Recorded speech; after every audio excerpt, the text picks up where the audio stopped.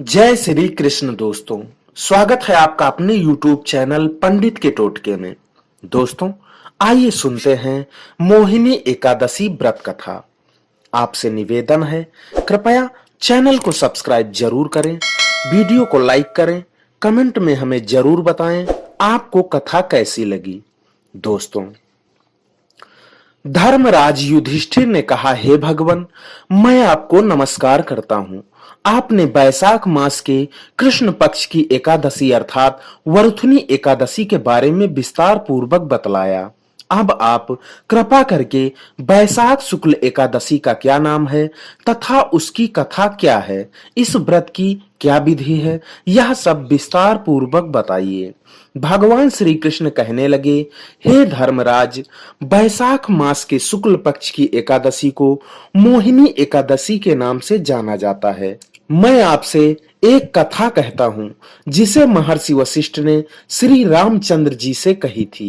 राजन, आप कृपा करके ध्यान पूर्वक सुनिए। एक समय श्री राम बोले कि हे गुरुदेव, ऐसा कोई व्रत बताइए जिससे समस्त पाप और दुख का नाश हो जाए। मैंने सीता जी के वियोग में बहुत दुख भोगे हैं। महर्षि वशिष्ठ बोले, हे राम, आपने बहुत सुंदर प्रश्न किया है। आपकी बुद्धि अत्यंत शुद्ध तथा पवित्र है। यद्यपि आपका नाम स्मरण करने से मनुष्य पवित्र और शुद्ध हो जाता है, तब भी लोक हित में यह प्रश्न अच्छा है। बैसाख मास में जो एकादशी आती है उसका नाम मोहिनी एकादशी है। इसका व्रत करने से मनुष्य सब पापों तथा दुखों से छूटकर मोह जाल से मुक्त हो जाता है। मैं इसकी कथा कहता हूं, ध्यान पूर्वक सुनो।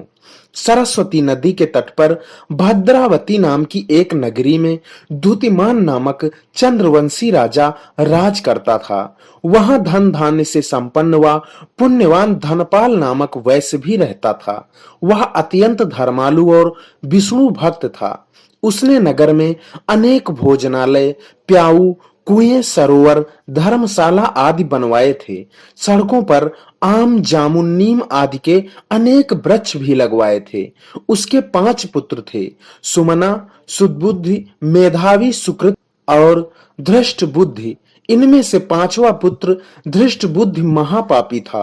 वह पितर आदि को नहीं मानता था। वह वैश्या दुराचारी मनुष्यों की संगति में रहकर जुआ खेलता और पर स्त्री के साथ भोग विलास करता तथा मद मांस का सेवन करता था। इसी प्रकार अनेक कुकर्मों में वह पिता के धन को नष्ट करता था। इन्हीं कारणों से त्रस्त होकर पिता ने उसे घर से निकाल दिया। घर से बाहर निकलने के बाद वह अपने गहने एवं कपड़े बेचकर अपना निर्वाह करने लगा। जब सब कुछ नष्ट हो गया तो वैश्या और दुराचारी साथियों ने उसका साथ छोड़ दिया। अब वह भूख प्यास से अति दुखी रहने लगा। कोई सहारा न देख चोरी करना सीख गया। एक बार वह पकड़ा गया तो वैश्य का पुत्र जानकर चेतावनी देकर छोड़ दिया गया, मगर दूसरी बार फिर पकड़ में आ गया। राजा आज्ञा से इस बार उसे कारागार में डाल दिया गया। कारागार में उसे अत्यंत दुख दिए गए। बाद में राजा ने उसे नगरी से निकल जाने को कहा। वह नगरी से निकलकर वन में चला गया। वहां वन्य पशु पक्षियों को मारकर खाने लगा। कुछ समय पश्चात वह बहेलिया बन गया और धनुष बाण लेकर पशु पक्षियों को मार मार कर खाने लगा। एक दिन भूख प्यास से व्यथित होकर वह खाने की तलाश में घूमता हुआ कौंडिल्य ऋषि के आश्रम में पहुंच गया। उस समय बैसाख मास था और ऋषि गंगा स्नान करके आ रहे थे। उनके भीगे वस्त्रों के छींटे उस पर पड़ने से उसे कुछ सुदबुद्धि प्राप्त हुई।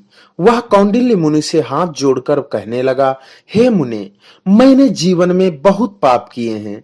आप इन पापों से छूटने का कोई साधारण बिना धन का उपाय बताइए।